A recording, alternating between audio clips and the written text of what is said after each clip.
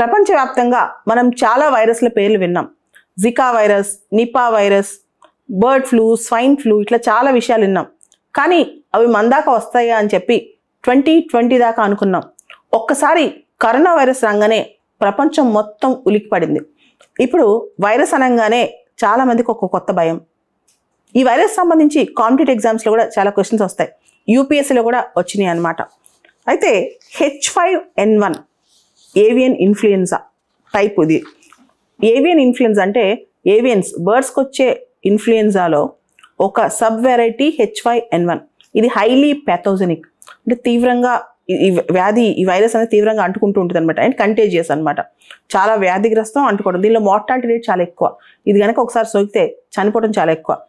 ప్రపంచవ్యాప్తంగా గత సంవత్సర కాలంగా ఈ ఏవియన్ ఇన్ఫ్లుయెన్జా H5N1 అనేది చాలా బర్డ్స్కి సోకిందంట. దాదాపు 100 మిలియన్ బర్డ్స్ దీనివల్ల ప్రభావితం అయ్యాయి, ఇంపాక్ట్ అయ్యాయంట వైరస్ సోకి. దానిలో చాలా వరకు చనిపోయాయంట. మార్టాలిటీ రేట్ చాలా ఎక్కువ అనమాట. అండ్ మీరు వినే ఉంటారు, ఇండియాలో మనకి బర్డ్ ఫ్లూ వచ్చినప్పుడు కోళ్ళని చంపేసి వాటిని కంప్లీట్గా కల్లింగ్ ప్రాసెస్ అనమాట, చంపేసి పాతి పెట్టేట వైరస్ ఇంకా వేరే వాటికి రాకుండా చాలా ఫాస్ట్గా ఈ వైరస్ స్ప్రెడ్ అవుతుంది అనమాట. సో ఈ ప్రాసెస్లో ప్రపంచవ్యాప్తంగా 100 మిలియన్ బర్డ్స్కి ఎఫెక్ట్ అయింది. ఆ బర్డ్స్ చాలా కూడా చనిపోయాయంట. అయితే ఇక్కడ క్వశ్చన్, ఎఫెక్ట్ అయ్యే బర్డ్స్ ఇంతకుముందు ఎక్కువగా కోళ్ళ ఫారంలో, పౌల్ట్రీలో అలా పెంచే బర్డ్స్. కానీ ఇప్పుడు అలా కాదు. ఇప్పుడు వైల్డ్ అంటే అడవిలో తిరిగేవి, అంటే డొమెస్టికేటెడ్ కాకుండా ఏదైతే ఫ్రీగా ఉంటాయో అవన్నీ, ఏదైతే ఎండేంజర్డ్ ఉన్నాయో, క్రిటికల్ ఎండేంజర్డ్ ఉన్నాయో వాటికి కూడా ఈ వైరస్ సోకుతుందంట. మనం చూస్తే ప్రపంచవ్యాప్తంగా బర్డ్స్ నుంచి ఎనిమల్స్కి ఇది వెళ్ళటం, ఇది వైరస్ సోకటం, ఎనిమల్స్ నుంచి అరుదుగా ఇవి రీసెంట్గా ఈక్వెడార్, కొలంబియా, తర్వాత చిలీ, ఈ దేశాల్లో మనుషులకు కూడా ఇది కొంత సోకుతుందంట H5N1. జనరల్గా బర్డ్ ఫ్లూ అనేది మనుషులకు రాదు, కానీ ఎవరైతే ఎనిమల్స్కి చాలా క్లోజ్గా ఉంటారో, ఈ వ్యాధి సోకిన వైరస్ ఉన్న బర్డ్స్కి చాలా దగ్గరగా మనుషులు సంచరిస్తారో వాళ్ళకి ఈ వైరస్ ఎక్కువగా సోకుతుంది. జనరల్గా మ్యామల్స్కి రాదనమాట, క్షీరదాలకి ఈ వైరస్ సోకదు. కానీ ఇప్పుడు వాటికి కూడా సోకుతుందంట కొంతవరకు. ఒకవేళ కనుక కొత్త మ్యూటేషన్స్ వచ్చి ఈ వైరస్ కనుక ఎక్కువ సోకితే H5N1 అది ఇంకా మానవాళికి ఎఫెక్ట్ అయ్యే ప్రమాదం కూడా ఉందంట. మనం చూస్తే ఒక బర్డ్ నుంచి ఇంకో బర్డ్కి, ముఖ్యంగా ఈగిల్స్, గద్దలకి, కొంగలు, బాతులు, ఫాల్కన్స్, నీటి బాతులు, తర్వాత నీటి పక్షులు, వీటన్నిటికి కూడా ఇది ఎక్కువ సోకి చాలా చనిపోయాయంటే ఈ మధ్య వైల్డ్లో చనిపోయాయి. పూర్తి స్థాయిలో వైల్డ్లో ఎన్ని ఎక్స్టింక్ట్ అయ్యాయి ఇది పోయి అని సోకి అని ఇంకా డేటా రాకపోయినా కొన్ని మిలియన్స్ బర్డ్స్కి మాత్రం ఇది సోకే అని అర్థమవుతుంది.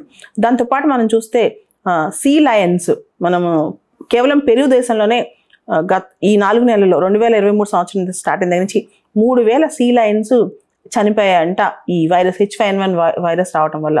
ఫాక్సెస్, వైల్డ్ బియర్స్, ఇవన్నీ కూడా చనిపోతున్నాయంట దీనివల్ల.